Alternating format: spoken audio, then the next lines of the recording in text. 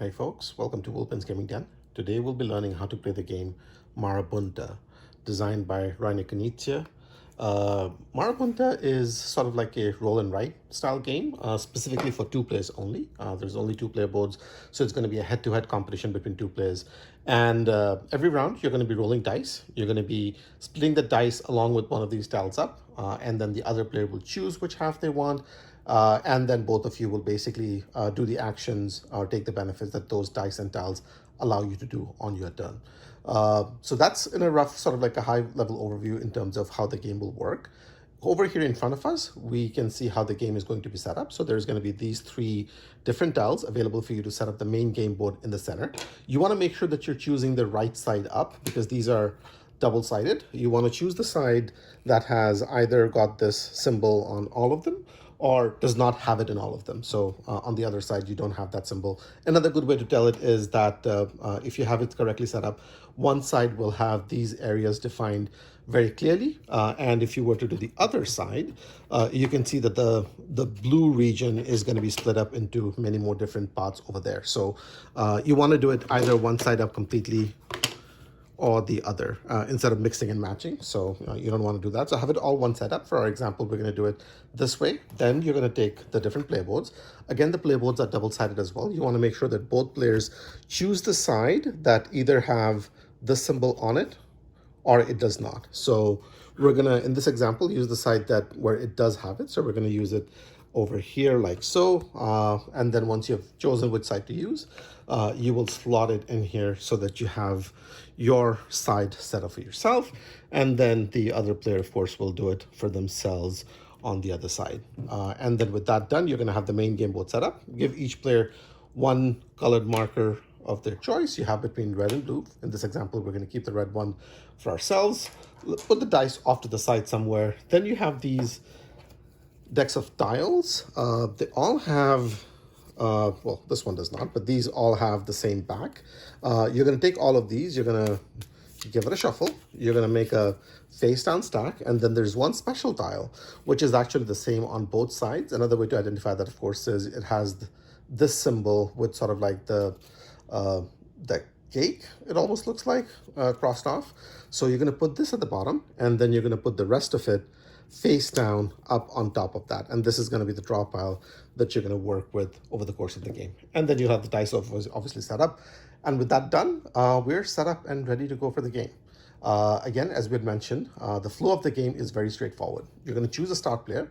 The start player is going to take all these dice and they're going to roll it. So let's do that right here. So let's say this was our roll. Before we do that, of course, we're going to flip the top tile over from here. Then the player who rolled the dice will choose how to split up the dice and the tile in any combination they want. The only thing that you can't really do is say, hey, I'm going to put everything in one pile and there's a second pile of absolutely nothing. The rule book specifically says you're not allowed to do that. But aside from the fact that it's in the rules, like, why would you do that? Because your opponent is obviously going to choose the side that gives them all the benefit and you're stuck with nothing. So just know that you have to make two piles where each of them have something or the other in them. So I might choose something like this. So let's say I'm going to maybe assign these three dice on top of that. I don't know if that's a smart thing to do or not, but for now, let's go with it. And then I'm going to make that as one half to choose from. And then these value dice is going to be the other half to choose from. My opponent will then choose whether they want this or this. If, let's say, for example, they decide, hey, they want to go through with this, so this is theirs, they're going to take it. They're going to do the action with that. I have these now. Next up, the player who chose which one of the two halves to keep, so in this case, it's going to be the blue player, they will action all of their dice and their tiles together. If they want, they can forego the benefit of any one of the dice or the tiles. The only exception to that rule is once we get to the very bottom tile. You cannot skip doing the action of this tile, but for every other tile or for every other dice, you can take the benefit or you can skip it. It is completely up to you. So keep that in mind. And then once they're done with theirs, you will take all the different dice that you have, you will do your turn, and then once you're done with that, you're going to check for the endgame trigger. I'll talk about the endgame trigger a little bit later on, but if the endgame has not been triggered, you're going to continue, and then the next player is going to be the first player. They will roll a dice, do the split. you choose, you do the action, then the other player does the action with their stuff. And you're going to go back and forth until the end game has been triggered, at which point you will then score at the end of that round, and then you will score up all the different points that you have on your side. So that's the flow of the game. Now, what exactly are you looking to do? What's on these dice and what's on the tiles themselves, and how do you score points? So let's have a look at what we have in front of us. Over here, we can see a game board area, and this is split up into different regions. So you have white over here, you have green, orange, yellow, blue, and pink. So this is sort of like you're doing an area majority sort of a style gameplay where you're going to be marking off points or numbers on these different areas. If you put down numbers on the regions that give you a particular benefit, such as, let's say, for example, the cake over here, you're going to take the benefit of that on your side as well. If you and I'll talk about how you can put down those stuff as well. The other thing I want to quickly point out, other than the region, are these leaves over here. So when you score for the game at the end of it, you will look at who controls which region. The control is going to be determined by the total value of the numbers you have put down in each one of the different regions in your color. So you're going to look at that. I might have a total strength of let's say 6 in this region based on the numbers I put down. Numbers will come from the dice and other effects. They might have a total strength of 5, in which case I have majority in that region. Whoever has majority will then score based on this leaf symbol over here. You will see that there are 2 values for each players that are already pre-printed over there, with 6 values in the middle that have not been printed.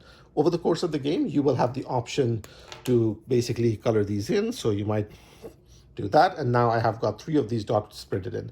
Whoever has the majority for an area is going to score points equal to the number of circles that they have here. So even if you didn't put any of these down, you're going to get at least 2 points. However, if you put down more of these dots, you're going to score more points as it goes along. Ties would be unfriendly, so if you're tied between the 2 players, nobody scores anything. So you want to make sure that you definitely have the advantage moving into scoring itself. So that's roughly what the leaves do, and that's roughly what the regions do. Let's have a look at the playboard now. Now, the playboard, this is where you're going to track sort of like your points in-game as well as for end-game. And then these other things give you certain benefits and abilities as you play the game along. This symbol, and anytime you see a hex symbol that has double bordered like this one, not like this one, like this one. Whenever you are going to put down a number, you can put down a number anywhere. Normally, it has to be adjacent to where you would have gone. Anything like that allows you to basically go anywhere on the game board. Does not need to be adjacent to where you have. So whenever you get these symbols, these have to be adjacent to where you have something of your own color. This one do not need to be. And if you want to put down a number but you don't want to go, or you're not able to go somewhere that's adjacent to yourself, you can cross out one of these and then do that at that point. So you're going to have that ability to use twice. Whenever you use it, you're going to cross it off, and you don't really get it back, at least not in the base game without any expansions or anything like that thrown in, which there aren't any, so I don't even know why I'm talking about it. So keep that in mind. One important clarification: at the start of the game, when you're putting down your first number, it may be that you don't have any numbers out in the game area. So even your first number, when you put it down, you may need to cross this off if you don't have anything on the game board. So you want to keep that in mind. It's very important on that front. All right. So that's that. Now let's look at some of the other symbols. Now remember, we had seen those cake symbols over there. Well, they correspond to these guys. Whenever you get one of those symbols, you're going to cross off each one of these for each corresponding one that you get. Whenever you cross it up, you're going to score points that's printed above it. So the first 3 don't get you any points, but as you go further onto the track itself, each one of these is going to get you either 1 point, 2 points, or 3 points. So they can really add up over the course of the game. And that's all in-game that you're getting those. These boxes, they look like boxes. Basically, whenever you get one of those symbols, you're going to cross off one of the boxes. The important thing to note here again is once you commit to a particular section, you don't have to continue crossing off the boxes in the same section. I could cross one off here, but then from the next one, I could go over there, and then for the next one, I could go here. I may not be optimizing, but I could be strategically doing it in a way so that I can time the benefit of the effect in a way that is the most potent. So know that that is an option. You're not committed to completing one before moving on to the others. You can do that in any combination you want. If you complete this section, obviously you score 2 points. If you complete this, you get 3 points, and the benefit is triggered immediately. If you choose not to take it, or if you're unable to take it, it is lost. So again, that's why timing might be a bit of an important factor. If you complete this section, you're going to cross off 2 of these over here. If you complete these 2, you can put down numbers on 2 squares again that are adjacent to where you already have one of your numbers printed out. And then these 2 allow you to put down 0 and a 3 on any 2 hexes. But again, because these have the double borders, they can be put anywhere on the game board. Does not need to be adjacent to where you are. So keep that in mind. All right. That's roughly a quick look at everything that we see here. And if all of that made sense, I think the rest of the explanation is going to be pretty easy to pick up. So let's do a sample turn example and look at what it looks like. Let's say, for example, if I had chosen these set of dice, I get a pink 3, which means I can put down a number 3 somewhere in this region over here. Now, if I already had something, so let's say maybe I already had these out on the game board. I'm just going to make up some examples. My pink 3 can go either here or here because these 2 are adjacent to where I've already got numbers printed out. So I could put the 3 down here, or I could put it down here. However, if let's say, for example, I didn't have these and I wanted to go further in, or let's say, for example, maybe I didn't have these. Maybe I had a 2 and a 0 and a 1 over here.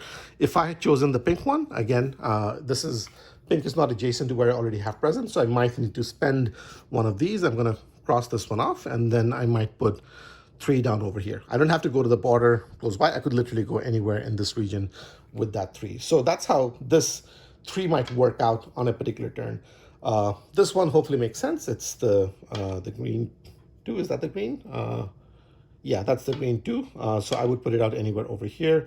That's the yellow 3, so I might put that down anywhere over there. Now there's a couple of other different symbols you can see on this as well. So let's start with this one. So every die has a 0 value, and you can see that the 0 value is not of any particular color. What that means is you get to put down a value of 0 on any one of the hexes. For strength, it's going to contribute 0. However, it can go on any region. So this is sort of like a colorless 0. So you could put this down. If this was the legal situation, I could put the 0 down here, or I could put the 0 down here, or I could put the 0 down here. Completely my call. I'm not committed to any particular color whenever putting down these zeros over there. Next up, if you were to choose the benefit that has this canister / box / whatever symbol on it, we're going to cross off one of these. So I might do something like that. If I were to get one of these banner symbols, so this is the pink banner, this is where you get your entries onto those leaves out over here. So whenever you get one of these, you're going to circle a spot of your color on the leaf over there. Now, if you have majority in that at the end of the game, you're going to score shiny 3 points for that region. So keep that in mind. So that's important. I should also note, just to make sure that I don't forget this sometime in the video, if you do not have majority in a region at the end of the game, you do not score any points for that region. So you want to make sure that you're going points heavy in a region where you're likely to win, hopefully, by the end of the game. So that's that. All right. So these hopefully give you a good sense of what to do with those values. If you get a 1, 2, or a 3, you're going to put down the number in that corresponding region to an area that's adjacent to where you already are. If not, sort of cross this off. If you get a 0, you can go anywhere, so that's easy. If you get sort of like the banner, you color the banner. If you get the canister, you collect that over here on the game board. That's all of that. Now I'm just going to explain the tiles very quickly. So if we were playing with this tile, what this basically means is the benefit is always on the top right. You can put down a 0, and because this has double borders, the 0 can go anywhere. You can ignore adjacency rules for that. If you were working with this, it basically means you can put down, these are the banner symbols. So you can color 2 dots on 2 different banners, and they must be different because you have that different symbol in the middle. So that's how that's going to work. This basically means you get to activate 1 die twice. So if you're getting a banner, you get 2 of them. If you're getting a number value, you're getting them twice, and so on. This basically says you get to cross off 2 hexes. They must be adjacent to one another. And again, other rules of adjacency must be followed because these are not double bordered hexes. Now, I will quickly explain one difference between doing a circle and doing a cross, because you might think, well, they both don't present any value. They don't add to my strength. So what's the difference between a 0 and a cross? The difference is you can continue building next to a 0 of your own color. That will help you with adjacency. However, if you have a cross, you cannot continue building off from a cross, because technically a cross does not belong to anyone after it's been put down. So that's the difference between a 0 and a cross, even though technically they both do not give any strength. 0 will help you get you a hex that you can build off from for adjacency. The X does not give you that. So important thing to keep in mind. All right, the 1, this is basically put down a 1 value on any one of the hexes, so that's easy. Double 0, so basically you get to put down 2 zeros on 2 hexes that are adjacent to one another. Again, following regular rules of adjacency, because these are not double bordered. This gives you 2 canisters, so again, you can cross off 2 of these anytime you want. Now, once you're done with this stack, because you're going to be done with these over 1, 2, 3, 4, 5, 6, 7. So once you've played 7 rounds, you're going to be done with this stack. Once you're done, these are now out for the rest of the game. You will start using this tile from this point forward. And this is the tile that's going to be used every single round from now on. And this basically helps make sure that the game speeds its way towards an end. What this basically says is that you get to cross off a cake anywhere on the game board. And the one important distinction is that when you cross off a cake here, you do not get to cross it off on your playboard. So it's not going to help you get points. This is to speed up the game. And this is also a good time to talk about what the end game trigger is, because that will make a little bit more sense with that. So the game can end whenever one of 3 triggers have been hit at the end of a round. 1, either all of the hexes in one particular area is completed, so all they have been sort of like marked in and whatnot. If that happens, the game ends right away at the end of that round. You play that round ends at the end of the round, not when sort of like the player does that immediately and whatnot.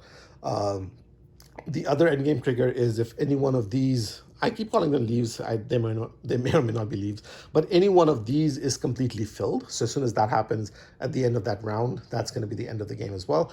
The other endgame trigger is whenever all these cake symbols, or cupcake symbols, whatever you want to call them, have been crossed off on the game board. Once all of that has happened, that's going to be the end of the game at that round as well. And that's why this is important, because if you continue the game and you're not really, getting near the end game and whatnot, this will make sure that there's at least one of these getting crossed off each round. And then that helps make sure that you do get towards the end of the game sooner rather than later.